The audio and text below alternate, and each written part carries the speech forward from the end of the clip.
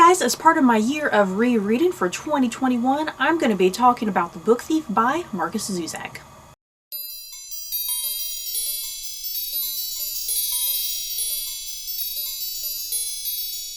The Book Thief by Markus Zusak follows young Liesl Mimiger's life in Nazi Germany throughout World War II. Her little brother has died, her mother has abandoned her, and she's dropped off at the home of her foster family, the Hubermans. Liesl has a secret. She loves to steal books. What starts off as an accident quickly turns to a passion as she steals books from book burnings and from the home of the local mayor. Liesl and her new family live in a dangerous time, and they hide a Jew in their basement, and Liesl learns the beauty and the evil of the words she so desperately craves. As I mentioned at the top of this video, The Book Thief by Markus Zusak is part of my year of rereading for 2021. And yeah, out of all of the books that I have planned this year for my year of rereading, it's like I'm excited for every single one. Otherwise, why would I incorporate them as part of my year of rereading? But yeah, even though I love all the books I've chosen this year, the one book that I was probably the most excited to reread was this book. Yeah, guys. Without hesitation, if someone were to just randomly approach me on the street and they were like, hey, what's your favorite book? Just no ifs, ands, or buts, no hesitation, I would quickly, immediately answer this book. That's how much I love this book. And it's just difficult to describe what it is exactly about this book that I love. I just do. I just love this book. It's just one of those books. It's difficult to express the feelings and the emotional connection I get to this book. It's just a book that I love, just deep down, you know. So yeah. The first time that I read The Book Thief, it was actually required reading. I was taking a children's literature class in the fall semester of 2008, which was kind of leading into my final year of college. And yeah, it was required reading for the children's literature class that I was supposed to be taking.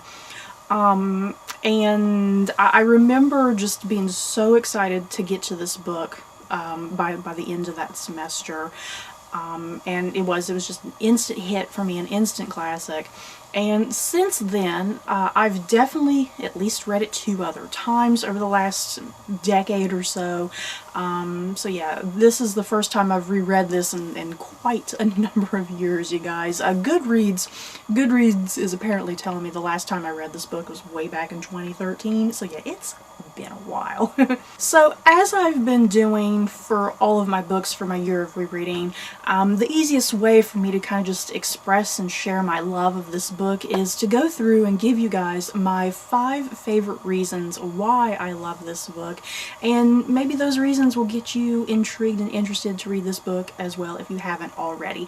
And yeah, a quick warning, I am definitely not going to talk about any spoilers. I would freaking love to talk about spoilers, you guys, but I'm going to refrain as best I can, because I don't want to put any spoilers in here at all. So yeah, you can continue to watch freely if you have not read this book just yet. So, my first reason that I love this book is the power of words. That is the major thematic message of this entire book. The power of words, the power of language. In the right hands, the power of words and language can inspire us to love and beauty, kindness and empathy. But in the wrong hands, the power of words and language can inspire us to prejudice, fear, hatred, and anger. And that is the large thematic message that is going on in this book, is the power of words and language, and the way people use words and language, whether that's for good or for evil. And what Markus Zusak just brilliantly does with this book is he uses this thematic message, and he uses the backdrop of World War II to express that thematic message. What better time period to incorporate that theme other than World War II?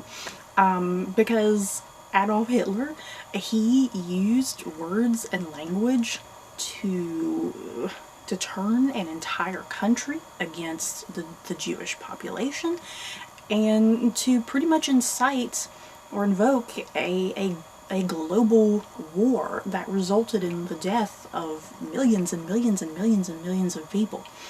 So I love the thematic message of this book and that backdrop of World War II. It's just perfect and just brilliantly done, masterfully crafted in this entire narrative. And then, for the purposes of this book, there's a little girl in this story. Her name is Liesl Miminger. She's a fictional character. And her brother has just died. Her mother has just abandoned her to her new foster family, the Hubermans. And kind of by accident, at the graveside of her brother, she sees a book lying in the snow, and she picks it up, and it turns out to be like a grave digger's manual, essentially. So the only problem is Liesl Miminger, she cannot read. She's pretty much had no education. She can't read, but just this act of stealing a book, it starts this obsession for her. And throughout the entire book, she steals random books over the course of the narrative, or books are given to her as presents and whatnot. And she's obsessed with stealing books. She loves looking at these books. And yeah, her new foster family, her father, Hans Huberman, he teaches her to learn to read and whatnot. So I loved that whole thing as well, because you do have that backdrop of World War II, but then you have this little girl who is discovering language and words herself, and the power of words and language as well. And then in comes a Jewish character by the name of Max. There's like a history there between Max and her foster father, Hans. I won't really go into that because it's kind of a lengthy backstory, but there's a history there about why Hans is hiding Max. So yeah, Max being a young Jewish man, he's hiding out in the Huberman basement. Yeah, so he can, World War II, he needs to escape from the labor camps, he needs to escape from extermination, essentially. So Liesl and Max quickly develop a bond and a friendship, and Max has nothing but spare time in the basement. So what does he do? He sits and writes a couple little stories and doodles and whatnot for Liesl. So in turn, Max is also using the power of language and words, and through that he's able to connect to Liesl, and the two of them are able to share in a similar grief and pain, but also a hope for the future. So yeah, the thematic message of the power of words, it's something that is incorporated just really geniusly throughout the entire novel, with various different characters and in just kind of unique certain ways and whatnot, and I love that. So moving on, my second reason why I love this book, death as narrator. What do I mean by that? Yes, death. The death, you guys, the death. This book, that's just one of the most outstanding, clever, brilliant things about this novel as well, is using death as your narrator. At first it's kind of like, okay, this is kind of weird and strange, and it's something that's really ambitious and really risky, but I think in the context of this book, it totally works. And as we already know, World War II was just one of the most horrific time periods in history, resulting in the deaths of just so many people. So death because there's this war going on, this global war, and he's only one guy, he sees all this death, you know, collecting all of these souls. He sees it as part of his job and whatnot. And what I love about Markus Zusak's interpretation of death, because there's even a part in this book, Death says something like, oh, I bet you have a certain image of me that's really stereotypical. And so he kind of proceeds to kind of describe himself, and yeah, he doesn't look like what you would imagine. And yeah, he says something like, you know, I'm not creepy or scary like you might think I am. And yeah, really, the character of Death, how he's personified in this novel, he's exhausted. he's just really exhausted. He's rather cynical on occasion. And yeah, this war is really doing a number on him. He's essentially working overtime, if you want to think about it that way. And the biggest part of Death as a character and as your narrator, he is just really perplexed and confused about humans and humanity. He doesn't understand why they do the things that they do, you know. Once again, the backdrop of World War II as the focus of this story, and yet Death just really being like, wow, the things that people do to each other and whatnot. But it's through Liesel, for whatever reason, Death forms an attachment to this young girl Liesel, and he's intrigued by her, and every so often he kind of runs into her. Death is narrating this story like after the fact, like after the war has ended and whatnot. So he's kind of relating all of the various different times he kind of ran into Liesel. You know, obviously she can't see him, but he can see her, you know, since he's Death personified, essentially. But he forms this attachment, and he's very intrigued with her and this town she lives in and the street she lives on. And it's through Liesel that he's able to finally understand humans and understand humanity, because with the war, he is primarily kind of seeing all this harsh reality and all this negativity and fear and hatred and anger and prejudice, you know, murder and death and whatnot. He's primarily seen that, but through Liesel and her family and through Max and, you know, other kind, good people, he has seen that there's another side to humanity, that humanity can be beautiful, and there can be empathy, and there can be love and kindness and whatnot, you know. And there's just something about Liesel's story that he's seeing that clear picture of not only the bad of humanity, but also the good of humanity. And my favorite line in the entirety of this book, this book is really just littered with great one-liners of dialogue, or just a phrase or whatever. But one of my favorite lines of dialogue in this entire book, it comes from Death, and it's literally the very last line of the page, and it's not a spoiler.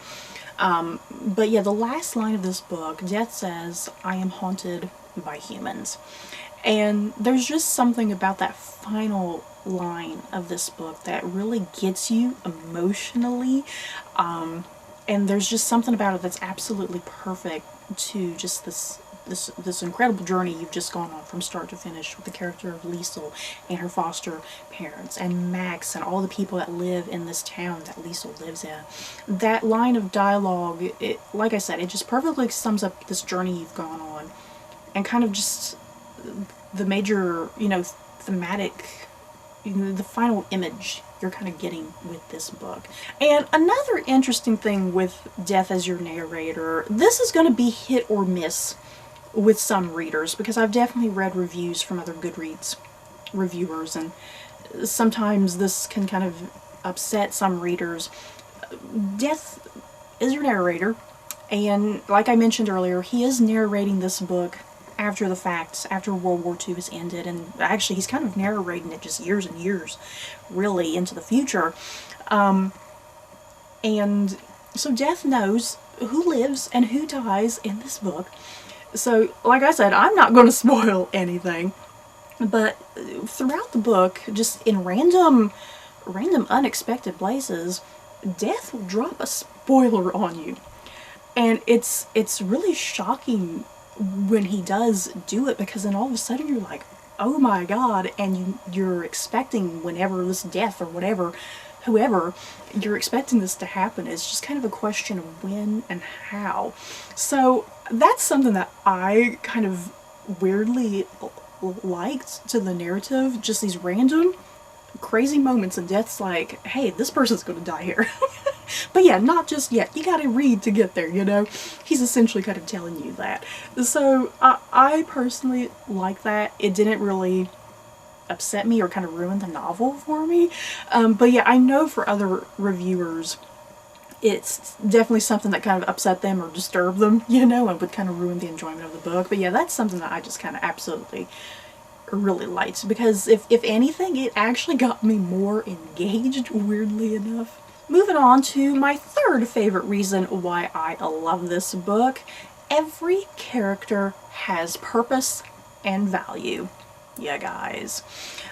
It's rare to read a book and you really appreciate every single character. Notice I said appreciate, because when I was first kind of thinking about my thoughts about this book, I was like, oh, you know, it's rare to find a book that you'll love every single character. And I was like, love's the wrong word. I think appreciate is the better word, because what I'm encompassing in the word appreciate is definitely just not only your protagonists, but also your antagonists as well. So, Markus Zusak, every single character in this book serves a role, serves a purpose, serves a function, whatever, however you want to think of it, and every character has some sort of value to the story. Because of course you have your main characters that serve the story in obvious ways, but then there's also your minor characters, and then your characters, they may only just show up for a couple paragraphs, a couple chapters or so, you know. Even those random characters that, you know, that would be like cameo appearance characters or whatever. Just no matter the character, no matter how small the character, every character serves something to this story, whether that's to the narrative or to another character or to a theme that's going on, and I just love that. So I guess this is the part of the video, I guess I can kind of go into some of the characters a little bit more, in a little bit more detail. I'm not going to go through everybody because this book is littered with dozens upon dozens upon dozens of characters, I feel like. But yeah, I think you're guaranteed to have at least one favorite character. For the most part, I love every character, I appreciate every character, but I definitely have my favorites, obviously. But yeah, I've already been talking about Liesl. Liesl's your main protagonist. Starts off as a little girl at the start of the war. She loves stealing books. She learns to read, discovers the joys of reading. And yeah, I can definitely relate to Liesl the most with this book. She's probably the most relatable for me. Because yeah, when I was a little girl, I loved reading. Even to this day, I still continue to read. I don't think there's ever been a day I've gone without reading, because if I go a day without reading, it's a disaster, believe me. So I love Liesl. She's curious and intrigued with stuff, and she has just this spunk to her, and yeah, she's full of empathy for others, and she always shows kindness for others.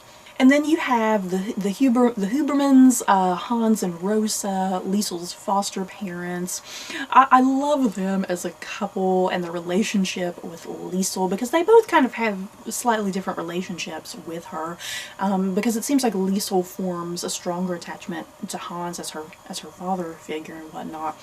But yeah, the Hubermans, they're described as being older. Their children are grown and out of the house, but there seems to be some sort of distance and estrangement, if you will, with their own children, because you kind of get the vibe that their children are definitely a bit more like pro-Hitler, if you will, and yeah, Rosa and Hans are definitely like anti-Hitler, so that causes a lot of problems right there.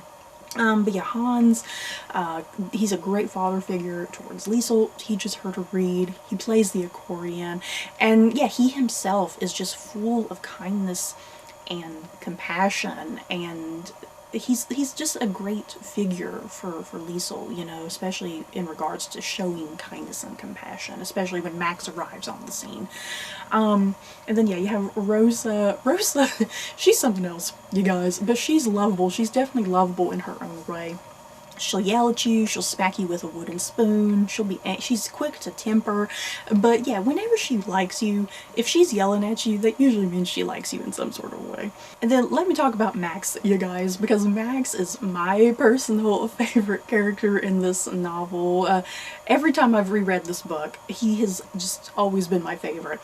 Max is the young Jewish man who's been hidden in the Huberman basement. His relationship with Liesel is just one of the core things that I love and adore about this book, and just the bond and friendship that they develop, and a lot of the shared grief and pain that they've kind of gone through together. And my favorite chapter, you guys, without spoiling anything, it kind of occurs somewhere near the end of this book. The chapter's called Way of the Words. That is probably my favorite chapter. It's a really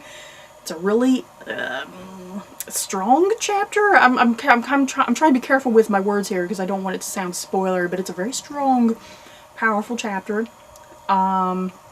Leaves me crying every time, but it's one of my top favorite chapters in this book because of that relationship between Liesel and Max, and just gets me every time, you guys.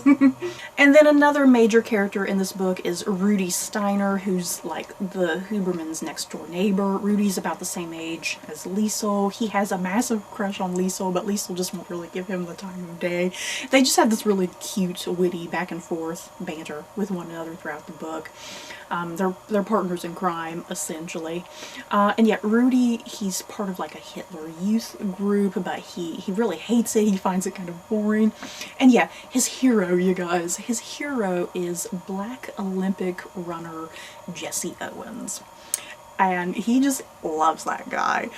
So yeah, you can kind of see the problems there for poor Rudy. He finds Hitler Youth group boring and dull. He admires black athlete Jesse Owens.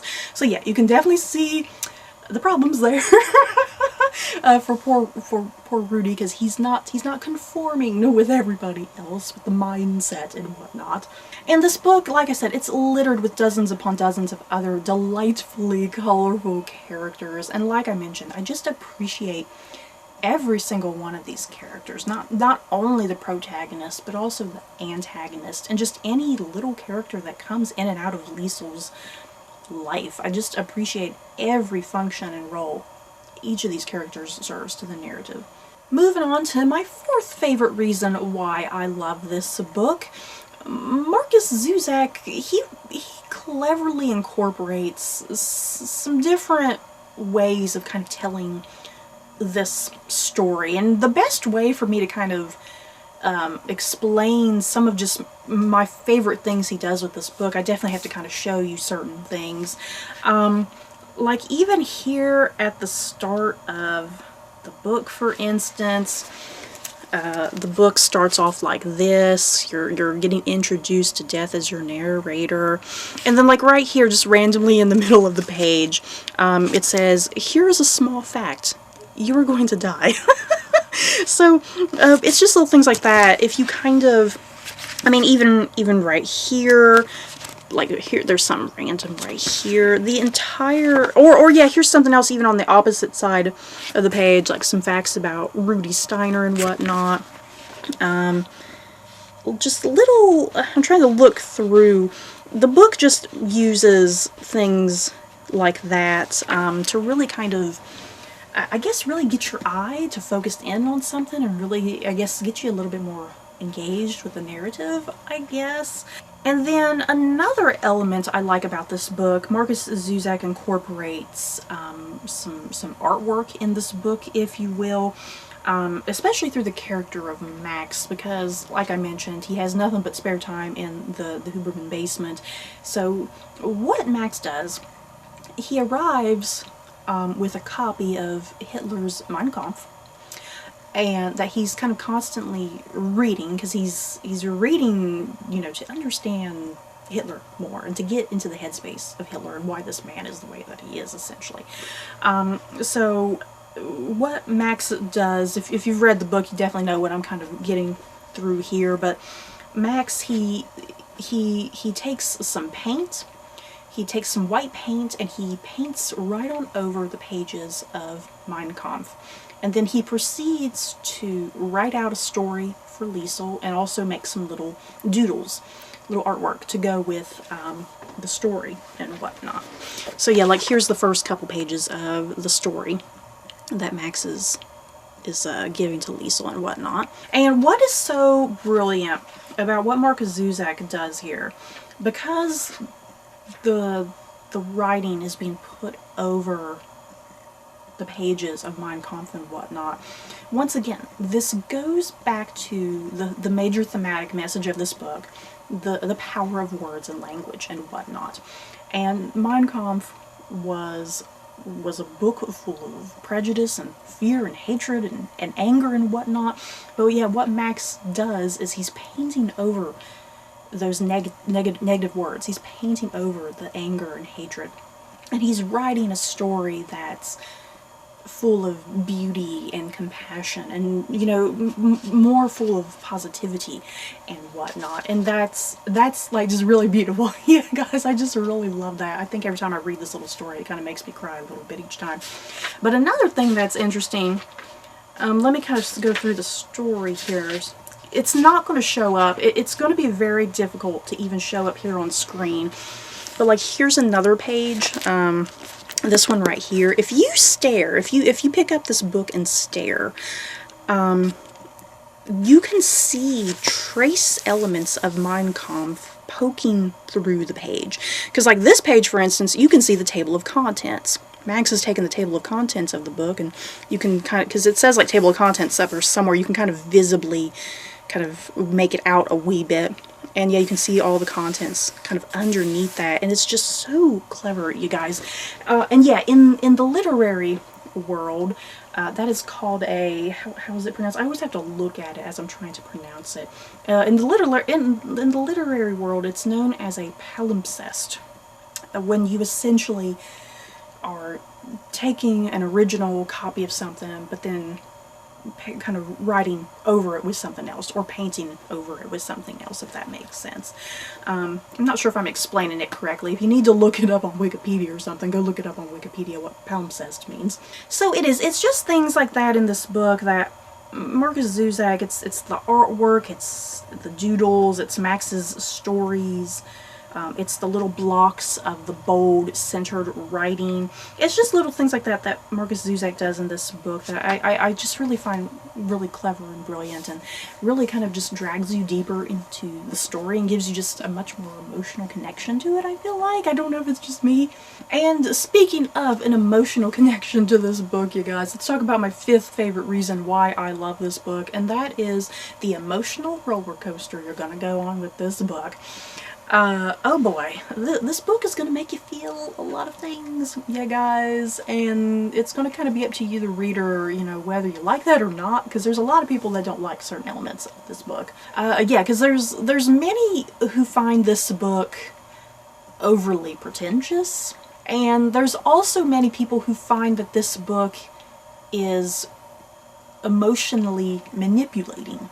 And the way this book is written, it's definitely written in such a way that you are supposed to be feeling certain things. And Markus Zusak, he is trying to focus on certain thematic themes and messages. So of course he's definitely trying to manipulate you into feeling a certain way. And there's a lot of people who read this book and they don't like that. You know, like just how obvious it is that Markus Zusak is trying to manipulate you emotionally. And I mean, if that's how you feel, that's how you feel. But yeah, for me personally, I don't feel that way, you know. I don't feel like I'm being used as a reader, if you know what I mean. I don't feel used. And a lot of people, from reviews I've read, a lot of people do just struggle with this book because it is a lot. It can be very sad. It can be very depressing. You do probably need to be in a good mental health place when you are reading this type of book because of just some of the things that happen. But I feel like a lot of people kind of focus on, oh my god, this book is so sad and depressing, but this book, I think what a lot of people also fail to dismiss is this book is also just very humorous as well. There's, not only do I cry with this book, but I also laugh with this book. Liesel is a very funny character when she wants to be. Rudy is also very funny. And then even Death as your narrator, you know, even though he's exhausted and he's rather cynical, he does have these he has these random moments of having a very dry sense of humor, like kind of almost darkly comedic in some places. So even he has his own sense of humor as well. So this book, I feel like this book just has it all. You're gonna laugh, you're gonna cry, you're like Liesel and Rudy, because of their cute little relationship, you're gonna want the two of them to get together, you know. There's a lot of feelings you're getting with this book. And at the end of the day, even though there's this backdrop of World War II, and there's all this negativity going on in the background of these characters' lives, at the same time, all these characters form close attachments and relationships, and the book at the end of the day is about hope for the future, a better future, and yeah, a big thing, you know, showing compassion for others in need, especially. So yeah, that's why I love this book, yeah guys. So my reread for The Book Thief is over. I'm pretty sad about that because I finished this book and I was like, okay, I really would like to read this again. As long as it is, because it's a pretty long book, you guys. But yeah, I loved this reread of The Book Thief, and I'm definitely curious, have you read the book? Do you love it as much as I do? Or yeah, maybe you don't like it. If you don't like it, I definitely would like to kind of understand your reasons why you don't like it, because people definitely have their very valid reasons why they don't like the book. But yeah, that's it for this video. Don't forget to like, comment, and subscribe, and if you like this video, you may like these other videos. Bye guys.